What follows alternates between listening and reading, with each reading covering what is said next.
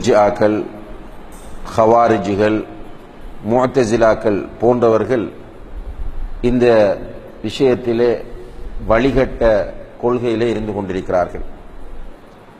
ஈமான் கூடும் குறையும் என்ற அந்த கோட்பாட்டை அவர்கள் ஏற்றுக்கொள்ளாதவர்களாக இருந்து கொண்டிருக்கிறார்கள்.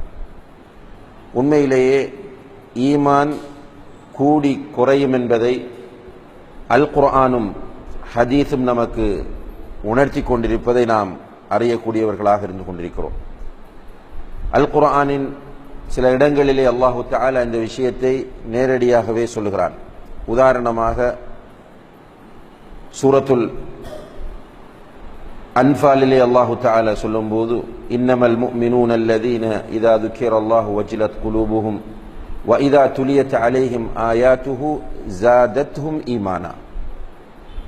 உண்மையான மூமின்களிடம் அல்லாஹ் நினைவுபடுத்தப்பட்டால் அவர்களுடைய உள்ளங்கள் நடுங்கும். அல் குர்ஆன் வசனங்கள் அவர்களிடம் ஓதி காண்பிக்கப்பட்டால் அவர்களுடைய ஈமான் அதிகரிக்கும் என்று அல்லாஹ் சொல்கிறான். அதேபோன்று ரசூலுல்லாஹி அலைஹி வஸல்லம் அவர்கள் சொல்கிறார்கள், இன்னல் ஈமான ல யக்லகு ஃபீ ஜௌஃபி அஹதிக்கும் கமா யக்லகு ஸௌப். ஆடைகள் இத்து போவது போன்று ஈமான் உங்களுடைய உள்ளங்களில் இத்து போகும். ஃபஸ்அலுல்லாஹ அன் யுஜத்திதல் ஈமான ஃபீ குலூபிக்கும். உங்களுடைய உள்ளங்களிலே ஈமானை புதுப்பித்து தருமாறு அல்லாஹ்விடத்திலே நீங்கள் பிரார்த்தனை செய்யுங்கள் என்று நபிகள் நாயகம் ஸல்லல்லாஹு அலைஹி வஸல்லம் அவர்கள் சொல்கிறார்கள். இந்த ஆதாரங்கள் ஈமான் அதிகரிக்கும் குறையும் என்பதற்குரிய தெளிவான சான்றுகளாக இருந்து கொண்டிருக்கின்றன. கண்ணியத்திற்குரிய சகோதரர்களே, அல்லாஹ்வினால் நமக்கு தரப்படக்கூடிய நிஅமத்துகள் நிறைய இருக்கின்றன. وَإِن تَعُدُّوا نِعْمَةَ اللَّهِ لَا تُحْصُوهَا. அல்லாஹு தஆலா உங்களுக்கு தரக்கூடிய நிஅமத்துகளை நீங்கள் எண்ண ஆரம்பித்தால் உங்களால் எண்ணி முடிக்க முடியாது என்று அல்லாஹ் சொல்கிறான். அந்த அளவுக்கு நிறைய நிஅமத்துகளை அல்லாஹ் நமக்கு தந்திருக்கிறான். ஒவ்வொருவரும் அவரவருக்கு வழங்கப்பட்டிருக்கிற நிஅமத்தை ஒவ்வொரு கோணங்களிலே பார்த்து அந்த நிஅமத்துகளின் பெருமானங்களை மதிப்பிடக்கூடியவர்களாக இருக்கிறார்கள். உண்மையிலேயே ஒரு மனிதனுக்கு அல்லாஹ்வினால் கொடுக்கப்படுகிற மிகப்பெரிய நிஅமத் என்னவென்று கேட்டால் அவனுக்கு ஈமான் கிடைப்பதுதான். இந்த ஈமானை பெறுவதற்காக வேண்டி ஆரம்ப காலத்திலிருந்து மக்கள் நிறைய கஷ்டங்களையும் தியாகங்களையும் பட்டிருக்கிறார்கள் என்பதை வரலாற்றை படிக்கிற போது நாம் புரிந்து கொள்ள முடிகிறது. நபிகள் நாயகம் ஸல்லல்லாஹு அலைஹி வஸல்லம் அவர்களுடைய சமுதாயமாக இருந்தாலும் சரி, அதற்கு முன்னால் இருந்த சமுதாய மக்களாக இருந்தாலும் சரி, இந்த ஈமானை பெற்றுக்கொள்வதற்காக வேண்டி அவர்கள் நிறைய கஷ்டப்பட்டார்கள். அதனால்தான் மக்காவுடைய காலத்திலே சஹாபாக்கள் மிக கடுமையான கொடுமைகளுக்கு உட்படுத்தப்பட்டார்கள். குறிப்பாக ஹப்பாப் இப்னு அரத் ரலியல்லாஹு அன்ஹு அவர்கள் நெருப்பில் கட்டி தூக்கப்படுவார்கள். அந்த நெருப்பு அவர்களுடைய மேனியில் பட்டு சதை உருகி வடிகிற ஊனத்தினால் அந்த நெருப்பு அணையும். அந்த அளவுக்கு அவர்கள் வேதனை செய்யப்பட்டார்கள். அதுபோன்று Musab ibn Umair, Bilal ibn Rabah, Yasir, Ammar ibn Yasir, Sumayya, இப்படி நாம் நிறைய சஹாபாக்களை பார்க்க முடியும். இவ்வாறு கொடுமைப்படுத்தப்பட்ட ஹப்பாப் இப்னு அரத் ரலியல்லாஹு அன்ஹு அவர்கள் கொடுமை வேதனை தாங்க முடியாமல் அல்லாஹ்வுடைய தூதர் ஸல்லல்லாஹு அலைஹி வஸல்லம் அவர்களை தேடிச் செல்கிறார். நபி ஸல்லல்லாஹு அலைஹி வஸல்லம் அவர்கள் கஅபாவிலே, மக்காவிலே காபத்துல்லாஹுக்கு பக்கத்தில் தன்னுடைய கையிலே கன்னத்தை வைத்துக் கொண்டு சாய்ந்து கொண்டிருக்கிறார்கள்.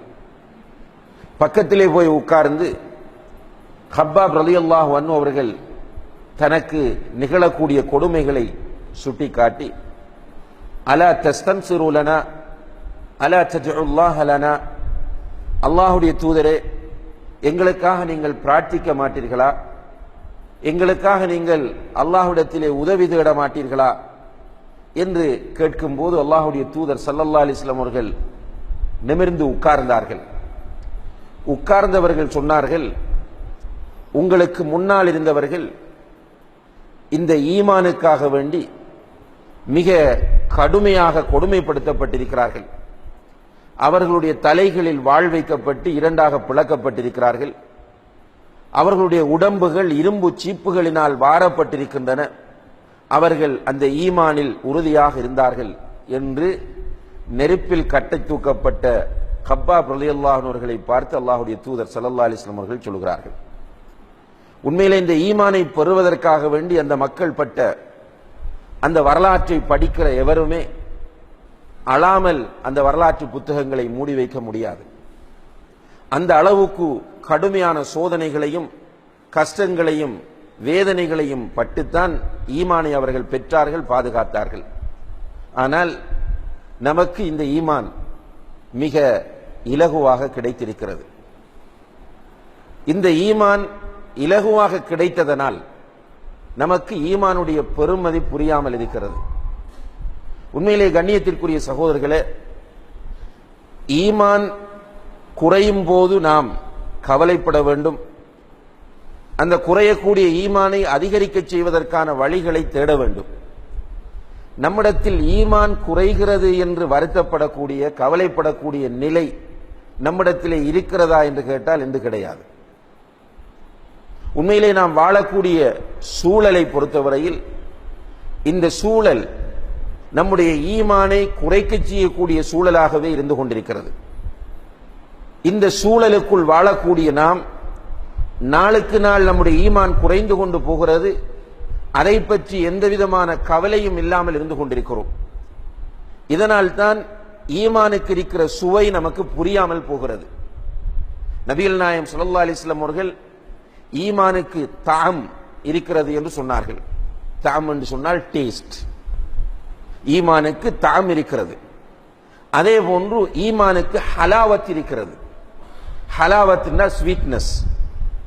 இந்த ஈமானுடைய சுவை, ஈமானுடைய இனிமை நாம் புரிந்திருக்கிறோமா, அனுபவித்திருக்கிறோமா என்று கேட்டால் பெரும்பாலும் கிடையாது. கண்ணியத்திற்குரிய சகோதரர்களே, இந்த ஈமானை இந்த நிலையிலேயே நாம் வைத்திருக்க கூடாது. உண்மையிலேயே நாம் பயணிக்கக்கூடிய இந்த முறையில் பயணிப்போமாக இருந்தால் கடைசியிலே ஈமான் இல்லாத நிலையில் மௌத்தாகக்கூடிய ஒரு நிலை கூட வந்துவிடும். அல்லாஹ் நம் அனைவரையும் பாதுகாக்க வேண்டும். ஏனென்றால் நாம் வாழக்கூடிய காலம் ஃபித்னாக்கள் நிறைந்த ஒரு காலமாக இருந்து கொண்டிருக்கிறது. ஃபித்னா என்றால் நபிகள் நாயகம் ஸல்லல்லாஹு அலைஹி வஸல்லம் அவர்கள் முன்னறிவிப்பு செய்த நிறைய ஃபித்னாக்கள் இன்று நிகழ்ந்து கொண்டிருக்கின்றன. அப்படியான ஒரு காலத்திலே நாம் வாழ்ந்து கொண்டிருக்கிறோம். அந்த ஃபித்னாக்களின் உச்சகட்டமான நிலையை அல்லாஹ்வுடைய தூதர் ஸல்லல்லாஹு அலைஹி வஸல்லம் அவர்கள் சொல்லும்போது, யுஸ்பிஹு ரஜுலு முஃமினன், ஒரு மனிதன் காலையிலே எழுந்திருக்கும் போது மூமினாக எழுந்திருப்பான். வயும்சி காஃபிரா, மாலையை அடையும் போது அவன் காஃபிராக மாறிவிடுவான். யும்சி முஃமினன் வயுஸ்பிஹு காஃபிரா, மாலையிலே அவன் மூமினாக இருப்பான், காலை அடையும் போது காஃபிராக மாறிவிடுவான். யபீஉ தீனஹு பிஅர்தின் மினத் துன்யா. அல்லாஹு அக்பர். இந்த உலக லாபங்களுக்காக வேண்டி தன்னுடைய மார்க்கத்தை விற்பதற்கு அவன் தயாராகி விடுவான் என்று நபிகள் நாயகம் ஸல்லல்லாஹு அலைஹி வஸல்லம் அவர்கள் அந்த ஃபித்னாவின் உச்சகட்டத்தை சொல்லுகிறார்கள். உண்மையிலேயே இன்றைக்கு நிதர்சனமாக இதை நாம் நம்முடைய கண் முன்னால் பார்த்து கொண்டிருக்கிறோம். காலையிலே சில நேரங்களில் ஒரு நல்ல மனோநிலையோடு ஈமானிய உணர்வோடு எழுந்திருக்கிற மனிதன் மாலையிலே அவனை அறியாமலேயே குஃப்ரை அவன் சந்திக்கக்கூடிய நிலை வருகிறது.